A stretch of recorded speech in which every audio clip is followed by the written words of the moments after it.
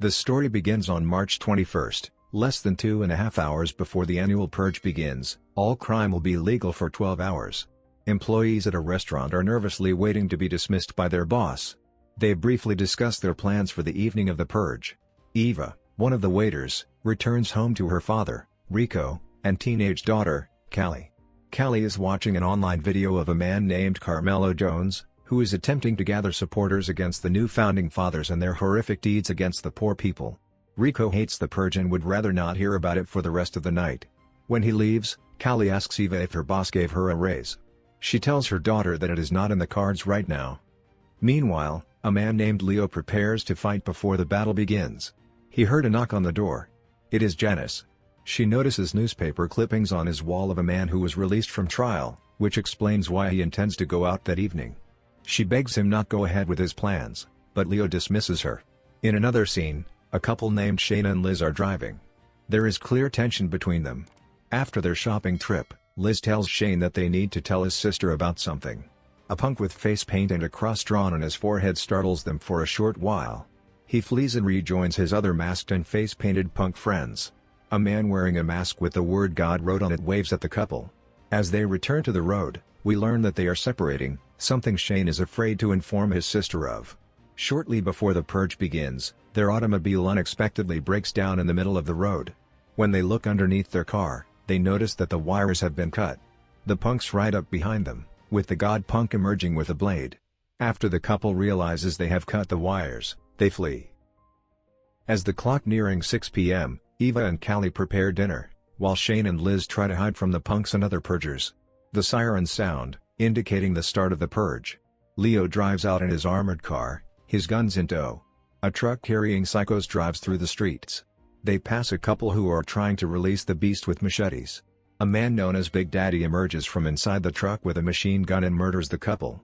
Moments later, Leo passes a man who is being beaten to death and without spotting a burning bus flying after him.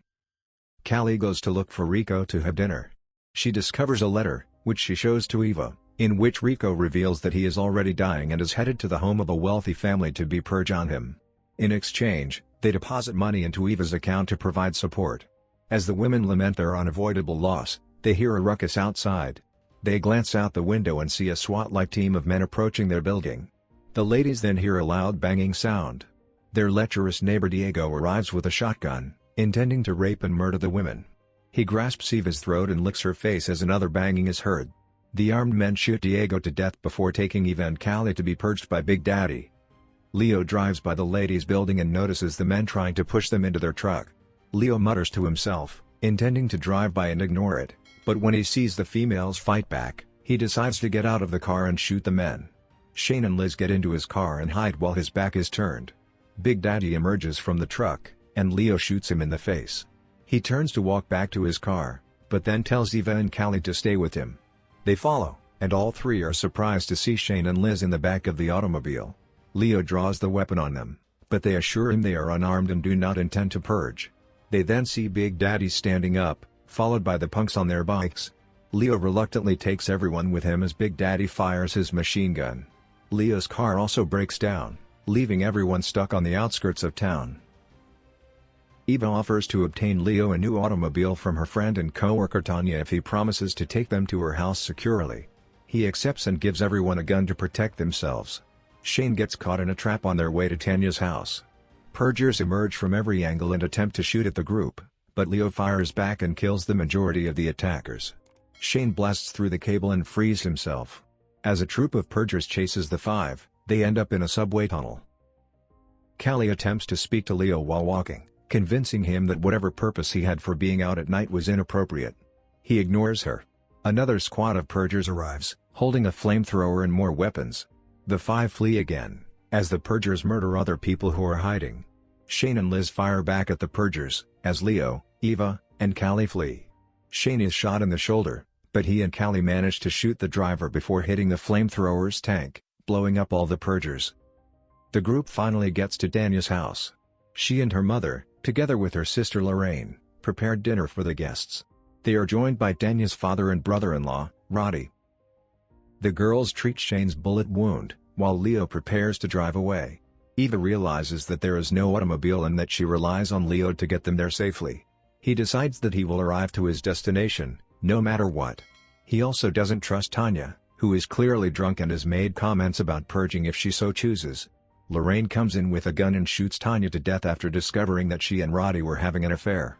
Lorraine points her gun at Roddy, but he takes Liz and holds her at gunpoint to call Lorraine's bluff. Leo shoots Roddy in the side, then Lorraine. The five rush out, again, and try to flee. Unfortunately, Big Daddy and his armed men are outside waiting for Leo, Eva, and Callie. The group attempts to find another exit, but once outside, they are caught by the biker punks. The punks take the group to a facility where they are paid to bring them in as victims for a planned purge. The five are taken before an audience of wealthy people who eagerly bid to kill them. After a group of 7 purgers is chosen, the five are placed in a dark area where the purgers can hunt them down. As the purgers say their grateful prayer, Leo devises a plan to get himself and the others out. He gets past the purgers and kills one man before grabbing his night vision goggles and weapon. He kills 3 more people and steals their weapons, much to the surprise of the wealthy audience watching. Leo shoots at them to scare them, but the bulletproof window shields them. He brings the guns to the group, and they murder another purger before the other 2 flee. The elderly wealthy woman who is arranging the occasion requests backup. The group sits in fear, aware that they may not make it out. Shane apologizes to Liz for everything, and she tells him she loves him, just seconds before the backup purgers come and kill Shane. Liz cries as she cradles his body in her arms.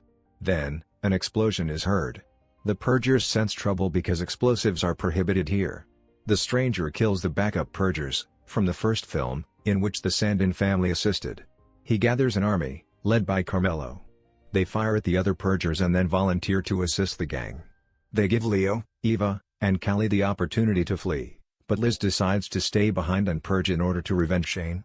Carmelo and his guys promise to keep Liz safe. Leo discovers the woman who organized the event in the parking garage and kidnaps her at gunpoint, where she begs him not to shoot her. He allows her to leave. The morning comes, and the purge is almost over. Leo drives to Warren Grass' home.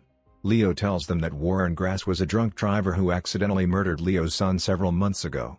Warren was caught and accused with drunk driving and manslaughter of a kid, but he was released on a legal technicality despite having an extremely high blood alcohol level. Callie begs Leo not to go through with it, but he ignores her and breaks into the man's home only 5 minutes before the purge ends. He enters Warren's bedroom and awakens him and his wife up. He holds Warren at knife point while reminding him of what he did to his kid. Warren apologizes and admits his mistakes, and then a scream is heard. Leo comes out of the house and is then shot twice. The shooter is Big Daddy, who stands over Leo, telling him that he shouldn't have saved Eva and Callie because they were his to kill. He goes on to say that the purge is not an appropriate time or place for a hero. Before killing Leo, Big Daddy is shot in the head by Warren, whom Leo ultimately chooses not to kill. The armed guys, led by Big Daddy, rush up to the home, while Eva and Callie run out with their weapons. And then the sirens sound, announcing the end of the purge. Eva then urges Warren to bring his car so they may drive Leo to the hospital. On the way to the hospital, Callie thanks Leo for saving them and expresses gratitude that he did not kill Warren. They arrive at the hospital, with Eva and Callie taking Leo inside, as news and police helicopters fly over the city, slightly destroyed by the events of the evening. Before the credits begin, a last text appears, stating that there are 364 days until the next purge.